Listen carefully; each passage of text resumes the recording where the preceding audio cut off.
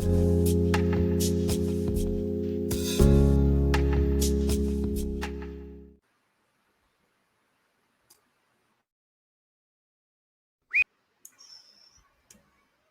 vous propose qu'on les accueille. Bonsoir, messieurs. Bonsoir, messieurs. Bonsoir, Issam. Bonsoir, Thierry. Bonsoir, Louis. Bienvenue. Bonsoir à tous, j'espère que vous allez bien. Super bien. Et toi, Louis? Faut garder l'espoir. Hein. Exactement. C'est vrai qu'en cette période de changement, on se demande qu'est-ce qu'ils vont nous pondre encore. Donc là, la dernière, trouvaille en date, c'est ce fameux pass sanitaire. Désormais, ça s'appelle comme ça. David Guyon, dites-nous ce que vous en pensez du coup de cette, sur un plan légal. Est-ce qu'ils ont vraiment le droit de faire ça, sachant que la vaccination n'est pas censée être obligatoire? Alors, bonjour à tous. Déjà, merci d'avoir pris le temps ce soir d'être disponible parce que effectivement, c'est moi qui vous avais sollicité ce soir pour qu'on parle de ce sujet. Sujet hautement important parce que les choses vont très très vite. On voit que le 12 mai dernier, on a eu un vote à l'Assemblée nationale qui s'est fait en 2 temps. Un premier temps où on refuse le passeport sanitaire parce qu'il est trop imprécis. Et puis finalement, dans la nuit, il passe de nouveau. Aujourd'hui, si vous discutez avec quelqu'un dans la rue, vous avez l'impression que tout le monde a décidé qu'il était obligatoire, c'est-à-dire qu'il est en vigueur dans l'esprit des gens, alors qu'actuellement, il est toujours en discussion devant le Sénat, qu'il l'a voté, je me crois, si je ne dis pas de bêtises, hier ou aujourd'hui. Donc on voit qu'on a encore un texte qui n'est pas encore définitif, et pourtant, dans l'esprit de la plupart des gens, il l'est pour autant déjà. Donc je pense qu'il était important de revenir aujourd'hui là-dessus, parce que on est à l'aube d'un changement de régime. Lorsque je m'explique un changement de régime, c'est-à-dire qu'aujourd'hui, nous avions une démocratie qui était plus ou moins imparfaite, mais en tout cas qui avait le mérite d'exister. Et aujourd'hui, on risquerait de changer, de basculer dans un autre régime dans lequel, effectivement, la liberté serait conditionnée par la santé. Et donc, avec ce passeport sanitaire, on est en train de mettre le doigt dangereusement dans cet engrenage. Alors, passeport sanitaire et plus passeport vaccinal, pour quelle raison? Parce que le passeport vaccinal, c'était l'obligation de justifier de la réalisation d'un vaccin. Le passeport sanitaire est un peu plus large, puisque lui, ce n'est pas uniquement le vaccin, c'est aussi la réalisation d'un test négatif antigénique ou PCR ou un certificat de rétablissement. Donc, il est un peu plus large et c'est pourquoi le gouvernement a retenu le pass sanitaire et non le passeport vaccinal, parce que justement, il va permettre de ne pas exclure une partie de la population. Donc ça, en tout cas, c'est ce qui est marqué sur les sites officiels aujourd'hui. Donc, merci à vous d'être disponible ce soir pour qu'on puisse en discuter, parce que, bien entendu, il y a des problématiques de santé, il y a des problématiques juridiques, et puis après, c'est bien aussi de voir un petit peu ce que le citoyen lambda, comme Issam ou comme un être humain, peuvent penser aussi de ce qui est en train de se mettre en place actuellement, parce que juridiquement, aujourd'hui encore, le passeport sanitaire n'existe pas. Il n'a pas de texte juridique qui l'impose. Et si vous allez sur les sites officiels, vous verrez bien qu'en réalité, le gouvernement a déjà fait la communication de ce qui allait exister. Donc aujourd'hui, on a en fait un passeport sanitaire qui ne repose sur aucune base juridique et qui, dans l'esprit de la population, est déjà rendu obligatoire. Donc en fait, c'est encore une fois de la communication, comme on l'a vu depuis quasiment 1 an et demi maintenant. La communication fait loi. Aujourd'hui, c'est effectivement le constat qu'on fait. Docteur Louis Fouché, on peut peut-être avoir un point de vue plus, sanitaire, du coup, vu que c'est un passeport sanitaire. Ouais, je vais essayer de donner un point de vue. Hein. C'est difficile parce qu'effectivement, on parle sur du vent, on parle sur quelque chose qui est majoritairement actuellement du manufacturing consent, de la fabrique du consentement, avant même que de savoir ce que c'est, pourquoi, etc. Et en fait, c'est très souvent le cas, c'est qu'on constate dans les comités d'éthique depuis quelques années qu'en fait, on avalise l'idée que ça va arriver de toute manière et on propose une justification. Mais on questionne pas les prémices. Les prémices, c'est quoi? Mais c'est pourquoi faire en fait? À quoi ça sert? L'épidémie est en train de se terminer, quoi. Déjà en termes de statistiques, aujourd'hui, voilà, si je recharge les statistiques PACA, on a diminué de plus de la moitié le nombre de patients en réanimation. Dans mon hôpital, par exemple, il y a plus qu'un seul patient en réanimation Covid, et puis il y a plus que 2 patients en service Covid. Le nombre de tests diminue, le nombre de résultats positifs du test. Donc déjà, la situation épidémique actuellement, c'est qu'en fait, il n'y a rien, quoi. Donc qu'est-ce qu'on veut faire en fait? On veut prévenir peut-être l'arrivée d'une nouvelle épidémie, c'est ça? Alors si c'est le cas, il faudrait être sûr que ces vaccins fonctionnent bien sur les variants.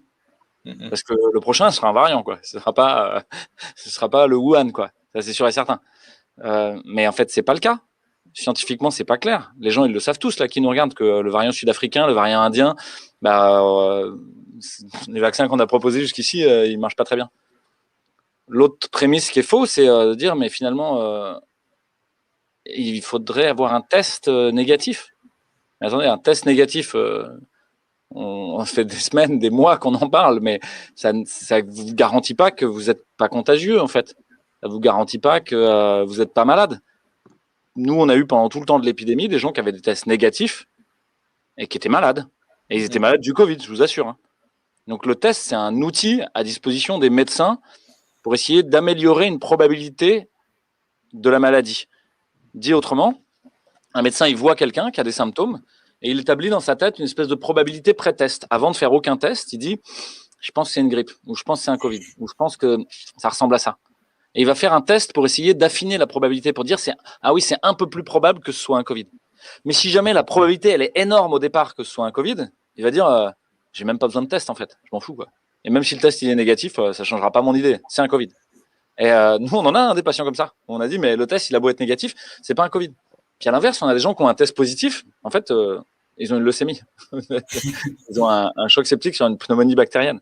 On dit, ok, ils ont un test positif. Mais qu'est-ce qu'on fait avec ça, quoi ? On n'en fait rien parce que c'est un test dans le vide qui n'est pas lié à avoir posé une probabilité. Donc le test, c'est juste, pour ceux qui ont fait des probabilités déjà et des statistiques, c'est l'idée d'introduire une probabilité conditionnelle. P de A sachant B. P de A sachant test. P de Covid sachant test positif. Et qui devrait améliorer normalement la probabilité que ce soit ça par rapport à P de A. Ça va ? Donc on a un premier prémisse qui est faux, c'est est-ce que les vaccins sont sûrement efficaces sur le variant qui va venir ?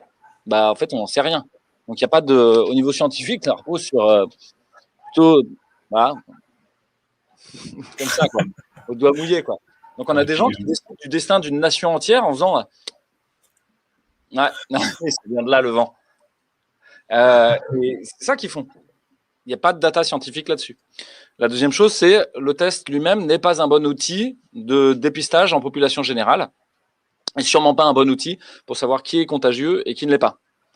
La troisième, voilà déjà ça. Après, on peut parler de manière un peu plus loin de l'immunité naturelle, de ce qu'elle engendre, du fait que. Mais bon, tu l'as dit, David, il y a a priori une case pour ça maintenant dans le pass vaccinal, c'est-à-dire les gens qui se seraient remis. Le pass sanitaire, effectivement, c'est 3 possibilités. C'est soit un test négatif antigénique ou PCR, soit la réalisation d'un vaccin, soit un certificat de rétablissement. Voilà, c'est les 3 possibilités. C'est pour ça qu'on n'a pas retenu le passeport vaccinal, parce que le passeport vaccinal, c'était uniquement la question du vaccin. Le gouvernement souhaitant quand même intégrer toute la population dans son entier, ils ont décidé de retenir donc 3 options. C'est pour ça que c'est un petit peu différent. Et c'est pour ça que je pense que c'était intéressant aujourd'hui qu'on vienne un peu sur questionner la légalité de ce passeport, parce que en fait, c'est un changement complet et radical de la démocratie telle qu'on la connaissait aujourd'hui. Ça, je pense que les gens n'ont pas compris ce qui était en train de se passer. Comme tu l'as dit, Louis, lors d'une autre émission, c'est une sorte de paresse intellectuelle parce qu'aujourd'hui, en fait, on a tous les éléments à notre disposition pour comprendre un petit peu ce qui est en train de se passer. Et on peut être pour le vaccin sans pour autant être pour ce vaccin. On peut être pour le vaccin sans pour autant vouloir ou accepter un passeport sanitaire. Et je pense que ça, c'est important aussi de poser un peu les bases. C'est-à-dire que ce n'est pas parce qu'on refuse le passeport sanitaire qu'on refuse de lutter contre la pandémie. Loin s'en faut. Simplement, ce qu'il faut comprendre, c'est qu'on est en train de se lancer sur une pente extrêmement glissante qui veut qu'aujourd'hui, nos libertés seront durablement et de manière irrémédiable impactées par les mesures qu'on est en train de prendre aujourd'hui. Reprenons un petit peu ce qui s'est passé ces derniers mois. Au début, on vous a dit le confinement, il n'y en aura qu'un parce qu'on n'a jamais fait, parce que c'est surprenant, parce que c'est l'urgence, et donc on vous l'impose. Et on a remarqué qu'effectivement, il y avait quand même une grosse partie de la population qui avait consenti et accepté ce confinement sans pour autant le contester radicalement. Ça, c'est la première étape. On s'est aperçu que par la suite, en fait, le confinement, alors qu'on nous avait imposé les masques, qui étaient censés éviter justement le confinement, est devenu un outil de gestion de la crise. Donc, c'est-à-dire qu'on nous a confinés une deuxième fois, puis une troisième fois. Et en réalité, je pense que tout le monde a compris, on pourra nous confiner peut-être d'autres fois dans les prochains mois. Ça, on le voit, on a finalement banalisé un outil juridique qui aurait dû rester exceptionnel. Le port du masque, c'est encore plus systématique. C'est-à-dire qu'au début, on a dit en extérieur, on va vous le poser, mais uniquement dans les grandes villes et que dans les centres-villes. Voilà. On s'est dit, bon, bah oui, effectivement, ça peut nous éviter de fermer administrativement des commerces, ça peut nous éviter de reconfiner, c'est une très bonne idée, faisons ça. Et donc, les gens ont accepté l'idée selon laquelle, pendant un temps, sur un territoire très précis, on allait imposer le port du masque à l'extérieur. Et puis, qu'est-ce qui s'est passé aujourd'hui? On s'aperçoit qu'aujourd'hui, finalement, c'est tous les départements. Si on peut dire, c'est presque tout le territoire français, parce que les préfets se copient les uns les autres. Donc, nous, dans l'Hérault, par exemple, c'est tout le département. Et surtout, il n'y a plus de date de fin. Donc, en fait, voilà, ça se pérennise. Donc, on le voit, c'est pérennisation et généralisation des interdictions. Aujourd'hui, le passeport sanitaire, c'est quoi? C'est de nous dire, vous inquiétez pas, c'est que pendant la crise sanitaire et c'est que pour certaines activités, notamment les concerts, lorsqu'il y aura vraiment une réunion d'une masse importante de personnes. Si on suit l'histoire, si on regarde l'histoire, il n'y a aucune raison que ça se cantonne uniquement pendant la crise sanitaire et uniquement pour des événements plus ou moins importants. Parce qu'une fois qu'on aura instauré l'outil, il suffit simplement qu'on estime que la crise sanitaire continue et qu'elle s'aggrave pour généraliser la mesure. Et à partir de ce moment-là, effectivement, le passeport sanitaire ne sera pas obligatoire. Hein, c'est ce que le site officiel encore du gouvernement mentionne ce soir. Si vous n'avez pas de passeport sanitaire, vous ne pourrez rien faire. Donc, voilà, si vous aimez sortir de chez vous, voilà, c'est fini. Vous ne pouvez plus. Donc, bon gré, mal gré, on va se retrouver dans une société où, durablement et de manière pérenne, nos libertés seront conditionnées effectivement à un test PCR négatif, un certificat de rétablissement ou à un vaccin. Et ça, fondamentalement, ceux qui n'ont pas compris ce qui est en train de se passer n'ont pas compris le sens de l'histoire. Donc en fait, c'est littéralement une stratégie des petits pas là par laquelle ils fabriquent le consentement et qui fait qu'on se retrouve dans une situation où on a dit oui à ça et puis ils prennent ça et ça et ça et ça et ça. Les gens qui n'ont pas encore réalisé en fait vers quoi on se dirigeait, vers cette société dystopique où il y aura des vaccinés qui ont donc leur abonnement au traitement choisi parmi la panoplie disons d'offres, hein, de l'offre du style on a les iPhones, on a les Android de telle marque, on va avoir le vaccin de ci, le vaccin de ça, etc., etc. Donc, on aura la possibilité de s'abonner au vaccin peut-être qu'on a choisi de notre propre chef, soi-disant. Et les autres, en fait, ils seront exclus de facto. Est-ce que c'est vraiment envisageable sur un plan légal qu'on en arrive là? Véritablement, je veux dire, ça paraît tellement fou qu'on se dit qu'on vit quand même dans un état de droit, on vit en Europe, on a quand même, disons, un certain nombre de garde-fous. Est-ce que c'est vraiment, vraiment réaliste d'en arriver là ou est-ce qu'ils veulent nous faire peur pour emporter notre, comment dire, le fait de nous faire du marketing en fait pour qu'on aille courir faire la picousse?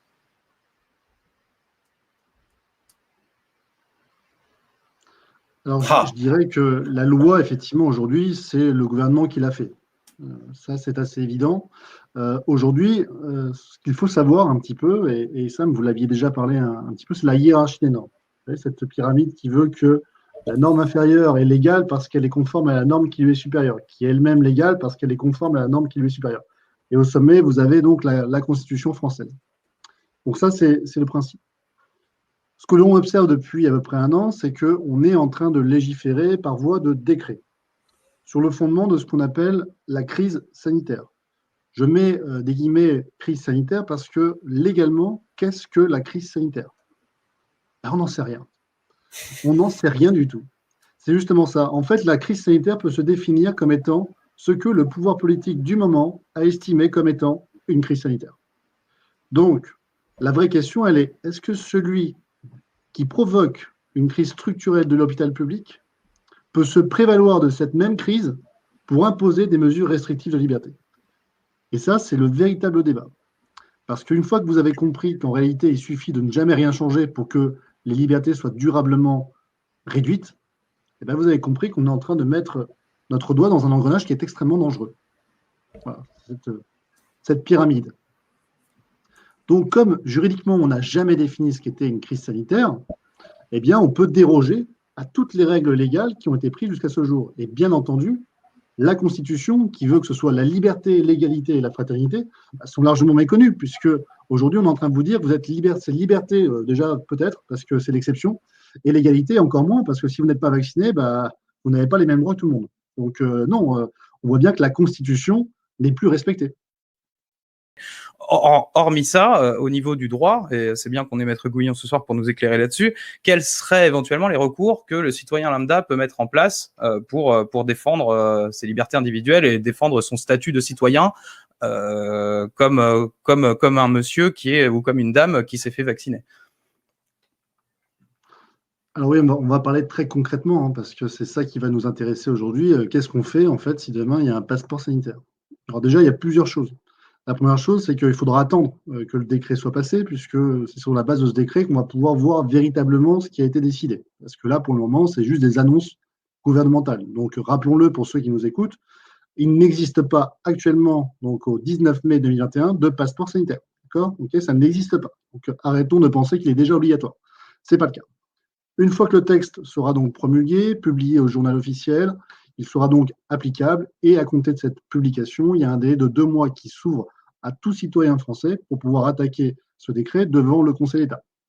Je vous le dis tout de suite, il n'y aura pas de surprise, le Conseil d'État va le valider. C'est-à-dire que le Conseil d'État a déjà donné son avis sur le projet de loi qui, bien entendu, a validé le concept de passeport vaccinal et donc là, de passeport sanitaire. Donc, ce n'est pas du Conseil d'État que viendra la solution. Mais et comme je l'ai déjà dit pour d'autres recours, on est obligé de passer par là. C'est-à-dire qu'on est obligé d'aller devant le Conseil d'État pour ensuite aller devant les juridictions internationales. Parce que ma conviction profonde est que de toute manière, la solution ne viendra pas de la France. La solution viendra d'une juridiction internationale et notamment de la Cour européenne des droits de l'homme. Pourquoi? Parce que si on reprend l'histoire de la Cour européenne des droits de l'homme, la Cour européenne des droits de l'homme a été créée suite aux événements donc, de la Seconde Guerre mondiale, de l'eugénisme et du nazisme. Parce que ce qui s'était passé était tellement grave qu'on s'est dit, le jour où tout part en couille, il faut qu'on ait quelque chose qui nous guide, une boussole qui soit au-dessus des intérêts des États. Parce que les États, forcément, vont édicter des normes qui vont aller dans leur intérêt. L'Holocauste était légal. La ségrégation était légale. Donc, ce n'est pas parce que c'est légal que c'est juste. Et donc, l'idée de cette Cour européenne des droits de l'homme, c'est de dire, à un moment donné, quand les États prendront des décisions qui seront illégales ou immorales, il y aura toujours une instance qui leur sera supérieure et qui pourra rappeler finalement le droit légitime, le droit naturel, le droit qui devrait toujours guider les hommes et à raison, surtout après la Seconde Guerre mondiale, éviter en fait tous les excès que la Seconde Guerre mondiale a pu donner. Donc c'était vraiment cette idée-là. Donc aller devant le Conseil d'État, oui, c'est se prendre une tôle, c'est évident, mais c'est aussi se donner le droit d'accéder ensuite à une juridiction internationale. Parce que tôt ou tard, de toute manière, ces lois qui ont lieu actuellement seront remises en cause. Parce qu'on ne peut pas tenir dans une société où on crée de la discrimination. Depuis 30 ans, on se bat contre la discrimination. On va contre le sens de l'histoire qui veut qu'il y ait toujours plus de liberté. Et donc aujourd'hui, on voit qu'on a un rétropédalage qui est complet. Alors, il y a quelque chose qui m'inquiète un peu dans cette réponse, c'est justement cette Cour européenne des droits de l'homme qui serait vraiment le truc ultime qui nous permettrait de faire valoir nos droits, etc. Et j'ai un article sous les yeux là du Monde du 8 avril 2021 qui nous dit « Pour la Cour européenne des droits de l'homme, la vaccination obligatoire contre des maladies graves est légitime ». Donc du coup, maladie grave, on voit très bien que c'est subjectif. Qu'est-ce qu'une maladie grave? Qu'est-ce qu'une maladie moins grave? Donc du coup, c'est la Cour européenne des droits de l'homme qui décide. Et du coup, donc, si en admettant que ça soit vraiment le point d'orgue de la justice rendue pour nous, cette Cour européenne des droits de l'homme, moi, je vous avoue que quand je lis ça, je m'inquiète. Je me dis, oulala, c'est quand même pas eux notre dernier recours, quoi. Donc du coup, ma question, c'est est-ce qu'il y a un autre recours? Est-ce qu'il y a autre chose? Et dans un deuxième temps, j'ai une interrogation aussi par rapport au fait que si c'est mis en place par le privé, parce que c'est quand même quelque chose qui se profile. Si c'est mis en place non pas par les États, etc., mais par les compagnies aériennes, par Starbucks, par les grandes chaînes de restauration, les grands groupes, quoi. Quel serait dans ce cas-là le recours des citoyens? Alors, je vais rebondir sur la Cour européenne des droits de l'homme. La première question que j'ai à poser, c'est est-ce que vous avez lu l'arrêt? Parce que si votre référence, c'est bien entendu la presse, sachez une chose, ils n'ont pas lu l'arrêt. Et donc, si vous voulez avoir une interprétation de l'avis de l'arrêt, en fait, j'en ai fait un commentaire sur mon site internet guillon-avocat.fr. Donc, ceux qui veulent aller lire pourront le lire. J'ai une vidéo qui est en train d'être tournée. En fait, je vais vous expliquer ce que ne dit pas la Cour européenne des droits de l'homme. Ce que ne dit pas la Cour européenne des droits de l'homme, c'est que le vaccin, et notamment le vaccin de la Covid-19, est nécessaire pour une société démocratique. D'ailleurs, elle ne dit même pas que c'est nécessaire pour une société démocratique. Elle dit simplement les États ont une marge de manœuvre.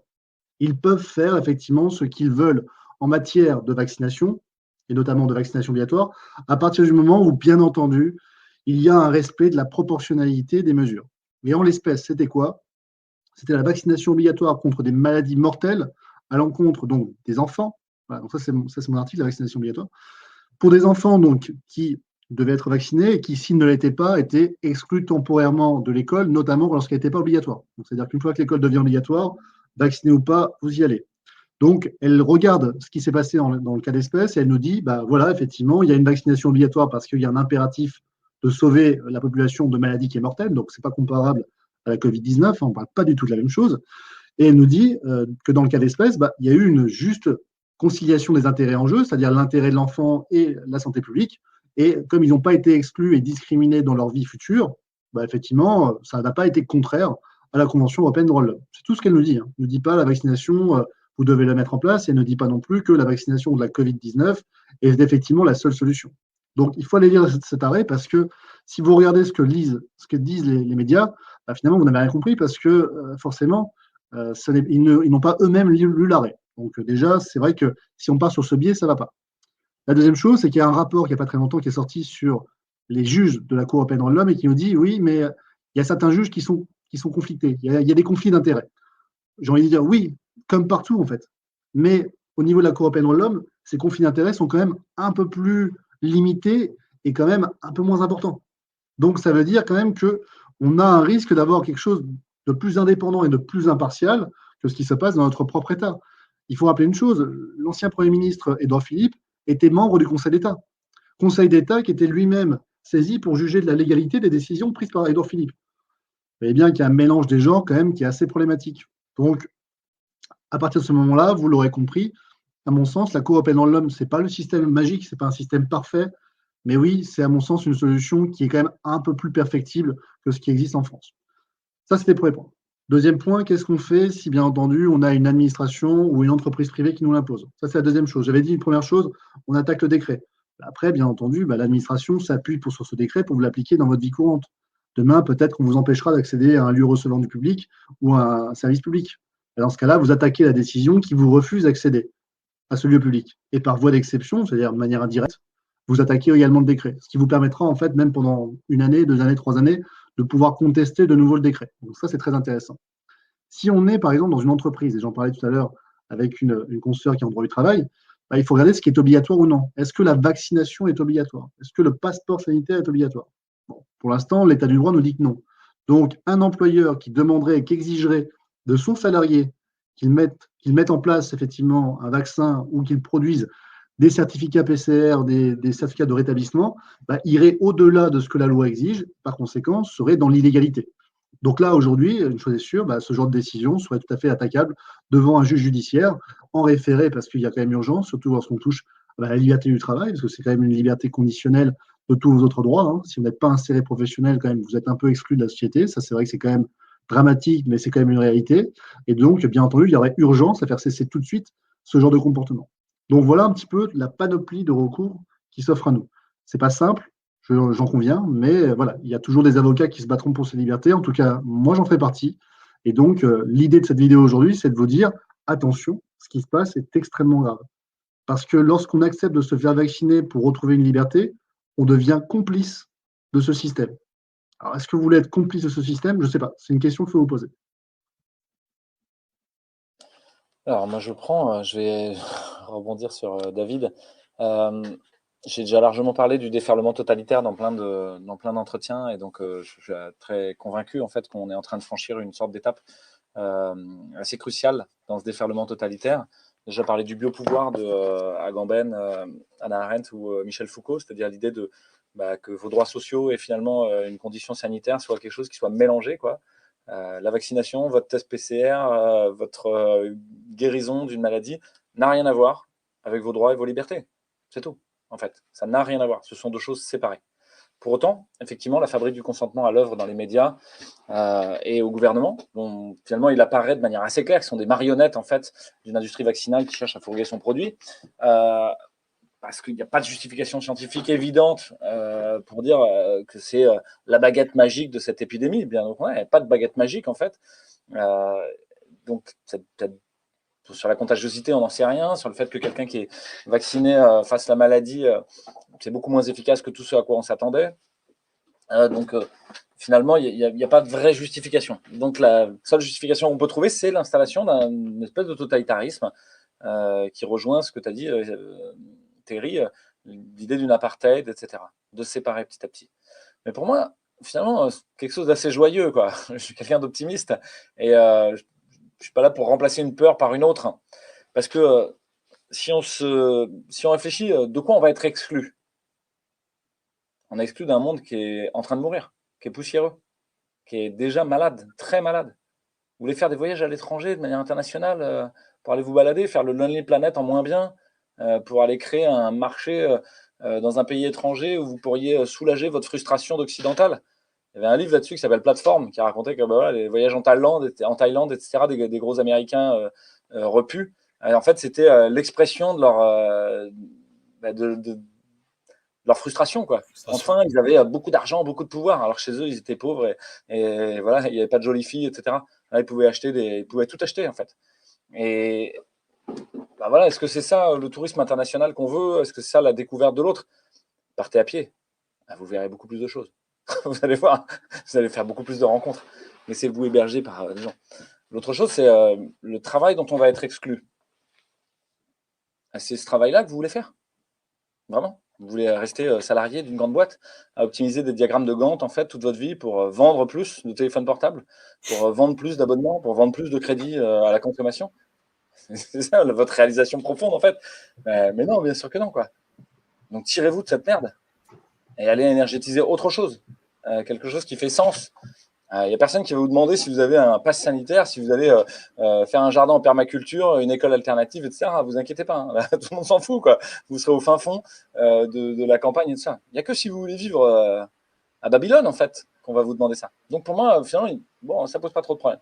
L'autre chose aussi, c'est que je connais bien la ressource de l'humain et que quand on le met dans une situation où il y a une impasse, finalement, l'imposture maximale arrive. Je peux vous assurer que déjà, en fait, dans l'hôpital, les gens ils me disent comment on fait pour faire un faux certificat? C'est ça qu'ils disent. Ils n'en ont rien à foutre, en fait, de ce qu'on va leur imposer. De toute manière, ils ne le feront pas. Et ils ont bien raison, en fait. Ils diront non. Quoi qu'il arrive, ils diront non, en fait. Et c'est ça dont vous devez vous pénétrer très profondément. Vous n'êtes pas une victime. Il n'y a pas de bourreau, en fait. Vous choisissez votre destin. Et donc, il y a plein d'armes à disposition. La seule chose que vous pouvez dire, c'est « mais moi, tout seul, je vais me faire écraser ». Ça, c'est fort possible. Mais c'est toujours le cas. Il n'y a que dans le monde du téléphone portable avec des super pouvoirs vendus par Samsung qu'on vous fait croire que tout seul, vous pourriez survivre. La réalité, c'est que tout seul, on ne survit pas. C'est un donné fondamental de l'humain. C'est un être politique, c'est un être social. C'est un animal qui a besoin des autres animaux comme lui. Il est grégaire. Parce que sans ça, il ne peut pas survivre. Il ne peut pas chasser, il ne peut pas se loger, il ne peut pas éduquer les enfants, il ne peut pas s'occuper des vieux. Donc en fait, on a besoin les uns des autres. Ah tiens, et bien là, on lâche tous nos écrans et on se met en lien. Et vous allez découvrir qu'en fait, si vous êtes 50 000 à envoyer une petite lettre ou un email tous les jours aux bons endroits dans l'administration française ne fonctionne plus. Ah tiens. Ouais, notre système n'est pas résilient. Le système tel qu'il est conçu aujourd'hui repose sur du numérique qui est vendu par des opérateurs extérieurs. Aujourd'hui, le Health Data Hub français, en fait, appartient à Microsoft et donc appartient au cloud américain et donc, quelque part, est lisible intégralement par les services secrets américains qui en font bien ce qu'ils en veulent. C'est normal, en fait, tout va bien. Que ensuite vos retraites soient possédées par BlackRock. C'est normal, tout va bien. Mais sortez de ce système, en fait. Sortez de ce système. Faites vos retraites à vous, en fait, dans un collectif humain qui prend soin des vieux, quoi, à une échelle humaine. Vous savez ce que vous faites, vous mettez vos sous comme il faut, vous investissez dans ce qu'il faut de manière intelligente et c'est vous qui gérez votre fonds de retraite pour vos vieux. Mettez des pailles dans l'engrenage, mettez des grains de sable, parce que ce système n'est pas résilient. Aujourd'hui, si on doit faire dans la moindre entreprise, y compris à l'hôpital ou ailleurs, hein, si on doit faire quelque chose sans le système numérique, ce qu'on appelle la procédure dégradée, la procédure dégradée, je peux vous dire, ça ne tient pas bien. Hein. Elle est bien dégradée, quoi. Donc finalement, vous croyez ce système tout puissant, mais c'est vous qui êtes tout puissant à l'empêcher de nuire. Donc là, avant même que ce texte passe, Faites ce qu'il faut. Trouvez l'endroit où il faut mettre le grain de sable. À quel endroit dans l'engrenage il faut le gripper. À quel endroit ça ne doit pas marcher. Et je peux vous assurer que si vous êtes 50 000, 100 000, 150 000, 200 000, parfois il y a des vidéos qui sont vues par 600 000 personnes. Si vous le faites, il n'y a plus rien qui bouge dans ce système. Et ça, Gandhi, il en a déjà parlé. Ça s'appelle le boycott. Ça s'appelle le boycott de l'autre côté. C'est-à-dire, où est-ce que vous allez acheter? Vous voulez continuer à aller dans des endroits où on vous force à mettre le masque, on vous fait donner un pass sanitaire, etc. Non. Il y a Animap. Animap, www.animap.fr. Là, c'est des gens qui disent, mais le pass sanitaire, on n'en a rien à foutre, en fait. On fera bien ce qu'on veut, quoi. Et si vous voulez venir chez nous, vous viendrez. Et donc là, ces gens-là, en fait, il faut les flatter, il faut leur dire merci, il faut incrémenter ce réseau-là, il faut le faire monter en puissance. Si vous êtes 60 000, 100 000, 200 000 à nous écouter, participez à Animap, mettez votre entreprise dedans, prenez le risque, créez un marché des gens qui n'ont pas le pass sanitaire. Parce que s'il y a un marché des gens qui n'ont pas le pass sanitaire, le capitalisme néolibéral mondialisé est plastique. Souvent, on peut revoir finalement sa copie si jamais économiquement ça pourrait être rentable. Soyez rentable. Faites ce qu'il faut. Donc sortez de ce système. Ça veut dire que, bon, ça c'est indépendamment de la problématique juridique, hein, mais donc vous avez un activisme numérique qui est potentiellement extrêmement puissant. On vous a enfermé dans le monde numérique en vous faisant croire que vous ne pouvez rien faire et que le réel n'existait plus, en vous enfermant dans une bulle imaginaire finalement où vous seriez des moutons qu'on envoie à l'abattoir et où des multinationales décideraient de votre destin. C'est faux. Le réel dehors, c'est que si vous ouvrez la porte, que vous éteignez tout ça, vous faites ce que vous voulez, quoi. Vous faites bien ce que vous voulez. Par contre, c'est pas confortable. C'est-à-dire que vous ne pouvez pas vouloir tout et son contraire. Vous ne pouvez pas vouloir un cours d'eau avec de l'eau bien propre et de l'air respirable et partir en vacances au bout du monde, quoi. Ça, c'est pas possible, en fait. On ne peut pas vouloir tout et son contraire. Donc, la liberté, en fait, ça a un prix. C'est que c'est pas sûr, quoi. Et que ça nécessite de se mettre en lien avec les autres pour pouvoir survivre. Donc, voilà, mon propos, il est de dire, faites bien ce que vous voulez, quoi. Voilà. Et moi, je me fais aucun souci, en fait. Je pense que, pour rassurer tout le monde, là, hein, David et tout, quand même ça passe, c'est le bout du tunnel, en fait. Qu'est-ce qui s'est passé dans la Russie soviétique à la fin du système? Tout le monde trichait. C'est plus qu'une gigantesque imposture. Plus personne n'y croyait. Des investissements complets. Il y avait ceux qui buvaient pour oublier, il y avait ceux qui partaient dans leur dacha au bord de la mer Noire, parce qu'ils n'avaient rien à faire, il y avait ceux qui trichaient dans le système. Et regardez, c'est déjà le cas. Vous avez vu ces gens qui ont pris le train sans mettre leur masque, au vu et au su de tout le monde, alors que c'est eux qui l'avaient imposé? Vous avez vu ces gens qui allaient au restaurant, alors que les restaurants étaient fermés et qu'on n'avait rien le droit de faire, au vu et au su de tout le monde, faisant même des petits films sur leur Facebook pour le montrer, dans une impunité totale, en fait, ne respectant rien, avec un cynisme démesuré. Mais en fait, voilà, plus personne ne croit à rien. Donc ça, c'est la clé. C'est que ce système est en train de mourir. Ce système est en train de s'effondrer. Ne lui donnez pas de force. Désinvestissez-le. C'est l'art du non-agir. C'est la voie de la non-violence, en fait. C'est-à-dire, je n'en fais déjà plus partie et je vous propose autre chose. Donc ça, c'est ma proposition. C'est dur à assumer, hein. C'est sûr que ça nécessite un vrai engagement, quoi. Puis d'arrêter de se raidir, quoi. De se dire, et ça n'empêche pas, en même temps, de faire ce que dit David, c'est-à-dire d'attaquer systématiquement, juridiquement, de maintenir l'état de droit, de continuer à discuter, etc. Donc c'est un truc de gens patients, en fait, la victoire dans cette histoire. Il faut juste être patient et continuer à travailler. Tout est parfait, mais il faut travailler. Et le principal travail que vous avez à faire dans les 3 mois qui viennent, c'est de structurer les réseaux. Pourquoi? Parce que là, il y a une détente. Je vous ai dit, il n'y a plus d'épidémie, quoi. Ils vont faire de mal à nous faire croire. Donc, il y a plein de gens dans les rues qui gardent leur masque de manière contraphobique. C'est un toc, en fait. Et c'est là où ça doit vous dire quelque chose. C'est que ces gens, ils sont traumatisés, en fait. Ils sont dans un trouble anxieux généralisé. Et donc, ils mettent un masque. Ils ne savent même plus pourquoi. Ça n'a plus de sens. C'est pas grave. On le met, on ne sait plus. Et c'est un objet contraphobique. Les TOC, vous savez, c'est les troubles obsessionnels compulsifs. C'est les gens, avant d'allumer leur webcam sur StreamYard, ils comptent jusqu'à 62. Parce qu'à 62, tout va bien se passer, quoi. Ils savent que ça n'a aucun sens, mais bon, je vais quand même compter jusqu'à 62, on ne sait jamais. Donc, je vais quand même mettre mon masque, on ne sait jamais, quoi. Et en fait, vous avez des gens qui sont tous dans cet état-là, quoi. Et ces gens-là, ils sont inoffensifs, en fait. Ils sont malades, ils ne vont pas bien. Il faut les aider à guérir. Il faut être patient, quoi. Et donc, voilà. Et la réalité, c'est que vous êtes très, très nombreux.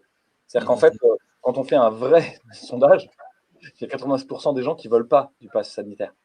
il y a 20% de gens hypnotisés qui lisent Libé et Le Monde, quoi, qui sont dogmatiques, qui sont des ayatollahs, etc., qui sont des censeurs, en gros, les chiens de garde, Serge Alimi avait dit, pour les journalistes. Des gens qui aboient pour tenir le système. Mais la réalité, c'est que vous êtes 80%, quoi. Et donc, si vous vous mettez en lien, si vous coordonnez, si vous faites ce qu'il faut et que vous donnez des défis à tous vos petits groupes, vous allez changer le monde, en fait. C'est sûr et certain. Et c'est ce qu'on est en train de faire, en fait, à tous les cas. Merci, Louis. Ça me rappelle beaucoup ce que tu disais, c'est sur le Khmer Rouge, c'est les camps de Khmer Rouge où il fallait continuer d'avoir le dialogue. Je te rappelle cette histoire que tu racontais. Effectivement, moi, c'est un peu ce que je suis en train de dire. C'est-à-dire qu'il faut continuer d'avoir le dialogue. C'est-à-dire que, bien entendu, depuis un an, en fait, on fait des recours et des recours devant le Conseil d'État. En vain, parce que jusqu'à maintenant, on a gagné très peu de choses. Mais les quelques petites miettes qu'on a eues, ça maintient le dialogue, ça maintient quand même l'état de droit, de se dire quand même la liberté, ça doit quand même être le principe. Et tant pis si aujourd'hui vous êtes en train de le remettre en cause, on va quand même vous le rappeler. C'est ça un petit peu ce que j'essaie de dire aujourd'hui, c'est que le passeport sanitaire est fondamentalement liberticide. C'est sa nature même d'être liberticide. Donc il n'y a pas de débat, est-ce que c'est liberticide, pas trop, un peu, non, c'est liberticide. Donc il n'y a plus de débat là-dessus. Mais l'objectif de tous ces recours, c'est de rappeler que l'état de droit, la démocratie, la liberté, c'est un objectif qu'il faut maintenir. Et maintenir coûte que coûte, y compris en plein cœur de la tempête. Parce que si on ne maintient plus ces principes, c'est toute notre démocratie, c'est tous nos droits et nos libertés qui vont être durablement, finalement, supprimés. Donc il est important, je pense, quand même, de maintenir ce cap et de maintenir ce dialogue. Après, je te rejoins complètement là-dessus, Louis. Fondamentalement, je suis aussi un optimiste et je reste persuadé que tout ce que l'on fait aujourd'hui va rentrer dans l'histoire. Dans le sens où, à un moment donné dans l'histoire, on a eu des événements tragiques. Je pense beaucoup à la Seconde Guerre mondiale. On peut faire une comparaison, toute proportion gardée. Mais il y a un moment donné où il y a des gens qui ont dit non, moi je n'accepte pas et je vais, bien entendu, à ma manière, faire société et m'opposer, bien entendu, à ce système qu'on veut m'imposer. L'histoire les jugera comme étant des résistants. Et puis il y a les autres, ceux qui ont collaboré activement ou passivement et qui, bien entendu, ont été appelés par l'histoire, encore une fois, les collabos. Alors c'est malheureux, on a peut-être des proches qui ont été des collabos. La question est aujourd'hui, de quel côté dans l'histoire on a envie d'être? Est-ce qu'on a envie d'être dans ceux qui ont dit la liberté, ça doit quand même être le principe, y compris lorsqu'il y a une crise sanitaire, y compris lorsque les choses sont graves, et tant pis, je me battrai pour mes convictions, même si je suis contre une majorité. Ou est-ce que je veux valider ce système? Et valider ce système, aujourd'hui, ce n'est pas forcément de remplir des trains et de les envoyer à Auschwitz. C'est accepter l'idée que pour jouir d'une liberté ou pour être un consommateur, parce que c'est ça finalement cette société de consommation, eh bien on accepte de restreindre toutes nos libertés. C'était cette anecdote, j'avais envie de vous parler tout à l'heure. Peut-être que la personne avec qui j'en ai parlé me regardera ce soir. Bon, je la salue. En tout cas, j'ai discuté il y a 2 semaines de ça avec une personne qui m'a dit je vais me faire vacciner la semaine prochaine parce que je voudrais être assesseur dans un bureau de vote. Vous n'êtes pas sans savoir que les élections départementales et régionales auront lieu très prochainement. Je sais qu'Aïssam milite beaucoup pour ça actuellement, donc je fais un petit coucou là-dessus. Et donc, je lui dis à ce moment-là, tu ne trouves pas que c'est quand même bizarre cette réflexion que tu es en train de me dire que pour pouvoir être assesseur dans un bureau de vote, tu es prêt à subir finalement un acte médical? Parce qu'un vaccin, c'est quand même un acte médical, c'est pas anodin. On est quand même en train d'introduire un organisme dans notre corps. Donc, bon, je me dis quand même, c'est assez pernicieux. Et quand je lui en parle, il n'a pas l'air de bégayer. C'est normal. C'est logique. Oui, pour être assesseur, je dois être vacciné. Et je lui dis, écoute, à la rigueur, moi, le vaccin, c'est pas un problème. J'ai pas un problème avec le vaccin. Ça, c'est vraiment important. J'ai pas de problème avec le vaccin en général. Le vaccin qu'on est en train de vouloir nous mettre, celui-là, j'ai envie de dire, on ne sait pas trop, je ne sais pas ce qui se passe. J'ai plutôt envie d'attendre de voir un petit peu ce que ça va donner. Je ne suis pas forcément contre, je ne suis pas forcément pour. J'attends de voir un petit peu ce que la science nous dira, mais en tout cas, je suis un peu sceptique. Je vais vous avouer, je ne suis pas convaincu.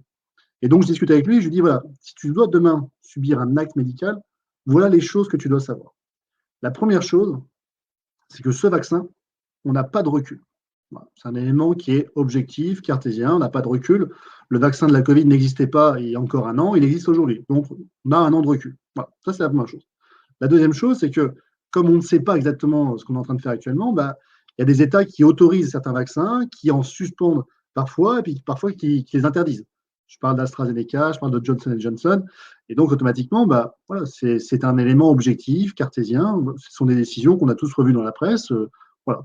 Ça veut juste dire qu'il y a une incertitude. Et la troisième chose, c'est que concrètement, le vaccin ne va pas vous rendre vos libertés. Et c'est tellement vrai qu'en réalité, le Conseil d'État l'a dit dans une ordonnance du 1er avril 2021. On a une personne vaccinée qui saisit le Conseil d'État et qui lui dit moi, je suis vacciné, je ne veux pas être confiné. Hein, ça ne me concerne pas. Le Conseil d'État dit non, il dit on ne sait pas. En fait, on ne sait pas si vous n'allez pas faire une forme grave, on ne sait pas si vous n'allez pas transmettre. On n'a pas assez de recul sur les effets positifs attendus du vaccin. Donc, pour l'instant, on attend. Et on ne vous suspend pas, on ne vous permet pas d'échapper à ces restrictions de liberté. Plutôt une décision sage, j'ai envie de dire. C'est oui, on ne sait pas, donc on attend de voir un peu ce que ça va donner. Donc, ça démontre juridiquement que se faire vacciner, ce n'est pas un retour automatique aux libertés. Parce que, comme l'a très bien dit Louis, en fait, le vaccin et les libertés, c'est deux choses complètement différentes. Ça n'a rien à voir. Donc, vous pouvez tous demain être vaccinés, mais en fait, ça ne va pas vous rendre vos libertés. Et donc, maintenant, on revient à mon histoire. Il veut se faire vacciner parce qu'il veut être assesseur dans un bureau de vote. Donc, je lui dis, est-ce que tu sais que, donc, du coup, on n'a pas de recul. Donc, peut-être qu'il y aura des effets négatifs, peut-être, on ne sait pas. Voilà, en tout cas, on en sait rien. Deuxième chose, tu sais qu'effectivement, il y a des vaccins qui sont autorisés, d'autres interdits, d'autres suspendus. Oui, ok. Et troisième chose, tu sais que ça ne va pas forcément prendre tes libertés. Bon, si effectivement tu as connaissance de ces trois choses-là, et que tu te dis que malgré ces difficultés, tu as quand même envie de te faire vacciner, dans ce cas-là, c'est ce qu'on appelle un consentement qui est libre et éclairé. Et donc, dans ce cas-là, il n'y a pas de difficulté. Je vais dire, oui, ok. Mais le problème, c'est que on a discuté une demi-heure. Quand il est parti, il m'a dit, je ne sais plus si je veux me faire vacciner. Ça veut dire quoi? Ça veut dire qu'il est parti avec la certitude que le vaccin lui donnait ses libertés, et il est reparti avec des doutes. Et en fait, c'est ça l'objectif de cette vidéo ce soir, c'est de vous dire, en réalité, si vous aviez la certitude que tout allait bien dans le meilleur des mondes avec le pass sanitaire, j'espère juste qu'en regardant cette vidéo, vous allez avoir des doutes. Parce que c'est pas ça, un système dans lequel les libertés sont conditionnées à un vaccin.